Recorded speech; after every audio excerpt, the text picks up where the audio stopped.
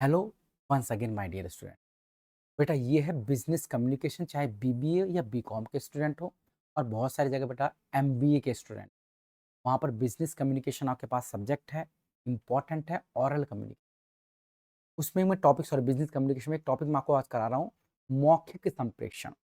बेटा first class में आपको संप्रेषण के टाइप्स करा चुका था, जिसमें हमने पढ़ा था मौखिक भी संप्रेषण होता है, लिखित भी संप्रेषण होता है, शाब्दिक होता है, अशाब्दिक भी होता है।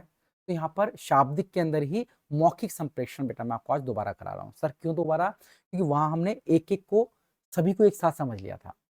क्योंकि अगर प्रकार आते हैं तो बहुत सिंपल सा प्रकार लिखकर आ सकते हो, लेकिन प्रकार नहीं, सिंपल एक ही आ गया कि मौखिक संप्रेषण क्या भैया, इसका अर्थ बताओ, इसकी विशेषताएं बताओ, इसके गुण बताओ, इसके अवगुण बताओ। तो एक अपने आप में इंपॉर्टेंट प्रश्न बन जाता है, मौखिक संप्रेषण के प्रकार मौखिक संप्रेषण के गुण, विशेषताएं, अवगुण।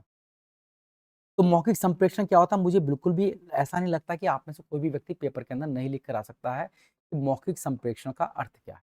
आप में से हर एक व्यक्ति लिख कर आ सकता है कि मौखिक संप्रेषण क्या होता है। जब दो या दो से अधिक व्यक्ति आपस में बोलकर श्रवण द्वारा विचारों का आदान प्रदान करते हैं तो उसे मौखिक संप्रेषण कहते हैं। जब दो व्यक्ति बेटा क्या करें, बोलकर विचारों का आदान प्रदान करें, लिखकर नहीं, बोलकर विचारों का आदान प्रदान करते हैं, तब उसे हम क्या कहते हैं भाई, मौखिक संप्रेषण, है ना। ऑरल कम्युनिकेशन, उदाहरण बातचीत हो सकती है, कोई भाषण हो सकता है, कोई बैठक हो सकती है, टेलीफोन पर बात कर सकते हो, साक्षात्कार इंटरव्यू कर सकते हो। ये सब मौखिक संप्रेषण के प्रकार हैं, है ना। अब मौखिक संप्रेषण की विशेषताएं क्या क्या है, बहुत लंबी क्लास नहीं लेंगे, जल्दी से कंप्लीट करेंगे। बस आप इसके नोट्स कैसे लोगे बेटा, एक ऐप आप इंस्टॉल कर सकते हो अपने फोन के अंदर। ऐप के लिए आप मुझे व्हाट्सएप पर मैसेज करना, नंबर नीचे आ ही रहा है, उस नंबर मैसेज करके कहना सर हमें अपनी ऐप सेंड कर दो ताकि हम भी क्लास ले सकें। ऐप आपके पास सेंड कर दूंगा, फ्री है बिल्कुल बेटा, कोई पैसे हम चार्ज नहीं करते हैं। या डिस्क्रिप्शन में इसका नोट्स दे दिए जाएंगे, आप डिस्क्रिप्शन से भी इसके नोट्स ले सकते हैं। विशेषता क्या क्या कि तत्कालिकता होती है, तुरंत मैसेज पहुंचता है बेटा। लिखित में समय लगता है, इससे पहली क्लास में पढ़ा होगा लिखित संप्रेषण, उसमें समय लगता है। मौखिक में कोई समय नहीं लगता, दो तरफा प्रक्रिया होती है मौखिक में। लिखित में तो आपने लेटर लिखकर भेज दिया, सिर्फ एक ही प्रकार का हुआ। मौखिक में क्या होगा, मैं किसी को दूसरी बार एक बार बताऊंगा, वो उसका जवाब भी तुरंत मुझे हाथों हाथ दे देगा। तो लिखित की थोड़ी सी दिक्कत ये थी कि सिर्फ एक पक्ष ही बात कर सकता है, लेकिन मौखिक में दोनों पक्ष बातचीत कर। लचीलापन है बेटा इसके अंदर। लचीलापन का मतलब क्या हुआ, इलास्टिसिटी है, अपने अनुसार आप बातों को बदल सकते हो। लिखित में जो लिख दी वही बात है, लेकिन मौखिक में आप समय अनुसार अपनी बातों को बदल सकते हो, ये इसकी विशेषता का फीचर है। व्यक्तिगत स्पर्श, देखो सीधी सी बात है, आप किसी को एक नोटिस दे देना, लिख कर भेज देना, और एक व्यक्तिगत रूप से बताना, तो थोड़ा सा उसका अलग इम्पैक्ट पड़ता है। जैसे आपने किसी को दावत में बुलाया, एक कार्ड भिजवा दिया, उसे लिखित संप्रेषण हुआ। एक आप उसके घर गए, जाकर आपने बोला कि भाई देखो हमारे यहाँ शादी है, आपको जरूर आना है, तो उसका कितना इम्पैक्ट पड़ेगा, व्यक्तिगत ही कितना प्रभाव पड़ेगा, है ना। कि यार वो मुझे मन से घर पर आकर बोल कर गया है।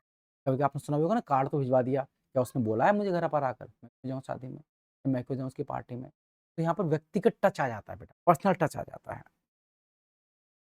अनौपचारिकता सी हो जाती है, औपचारिकता मैंने बोला जहाँ पर नियम कानून होते हैं, लेकिन मौखिक में थोड़ी सी अनौपचारिकता, नियम कानून छोड़कर आप सिंपली बातें कर सकते हो। तो ये तो रही बेटा इसकी विशेषता, इसके लाभ क्या है। सिंपल सिंपल बेटा, जल्दी जल्दी मैंने बोला कि जल्दी कराऊंगा, कोशिश करूंगा कि 5 मिनट में टॉपिक कंप्लीट करके अगले टॉपिक को बढ़ें। संदेश जल्दी से पहुंचता है, प्रतिक्रिया तुरंत मिल जाती है, खर्च बहुत कम आता है, भाषा सरल और सहज होती है, आपसी संबंध बेहतर होते हैं, जटिल विषय को समझना आसान होता है अगर मैं ऑरल कम्युनिकेशन करता हूं तो। नोट्स इसकी जरूर उतार लेना बेटा, वरना आप भूल जाओगे। दिक्कत क्या होती है भाई, इसकी सीमाएं क्या क्या है। एक तो इसका कोई रिकॉर्डर नहीं होता, ऑरल बातचीत का कोई रिकॉर्ड तो है नहीं है। कहोगे हम तो रिकॉर्डिंग कर लेंगे, नहीं भाई, कितनी करोगे, कितनी बातचीत की करोगे, आपको पता थोड़ा है। दूसरा फोन की तो कर सकते हो, दूसरा आदमी आपके पास आया और बोल कर चला गया, बाद में प्रमाण के रूप में प्रयोग नहीं कर सकते बेटा। मौखिक जो बोला गया वो तो वहीं के वहीं खत्म हो गया, प्रमाण कैसे दे पाओगे। संदेश विकृत होने की संभावना है, गलत भी समझ सकते हो। बड़े बड़े समूह तक पहुंचाने में बेटा थोड़ी दिक्कत होती है। गोपनीयता बनाए रखना थोड़ा मुश्किल है, गोपनीयता यहाँ भी नहीं होती बेटा। बोलने वाले का स्वर स्पष्ट नहीं हो सकता, इस पर निर्भर कर सकता है।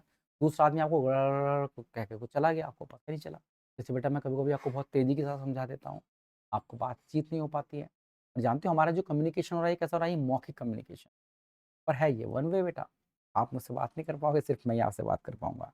तो ये थी बेटा मौखिक कम्युनिकेशन के क्या-क्या फ़ायदे हैं और क्या-क्या इसकी सीमाएँ, क्या-क्या इसके नुकसान हैं। इम्पोर्टेंट प्रश्न है पेपर के लिए तैयार रखना। और इसी के साथ बेटा आपकी यूनिट नंबर फर्स्ट भी कंप्लीट होती है। हम इस यूनिट में संप्रेषण का अर्थ समझ चुके, संप्रेषण के प्रकार समझ चुके, संप्रेषण में क्या-क्या चीज़ें प्रयोग की जाती है बेटा वो समझ चुके, हम मौखिक संप्रेषण समझ चुके, हम अमौखिक संप्रेषण समझ चुके, हम लिखित संप्रेषण समझ चुके और संप्रेषण में कौन-कौन सी बाधाएँ उत्पन्न होती हैं वो भी समझ चुके। अगर ये सारे प्रश्न आपने कर लिए तो आप ये मान कर चलो आपकी यूनिट 5 में से पहली यूनिट आपकी तैयार हो गई, यानी कि 20 नंबर आपके तैयार हो जाते हैं। इन क्वेश्चन को करने के बाद आपका 20 नंबर का पेपर आपका तैयार हो चुका है बिज़नेस कम्युनिकेशन का। तो आज मैं आपके 20 नंबर का पेपर कंप्लीट करा चुका हूँ। कल सेकंड यूनिट स्टार्ट करेंगे, तब तक के लिए जय हिंद, जय भारत, अपना ध्यान रखें, खुश रहें।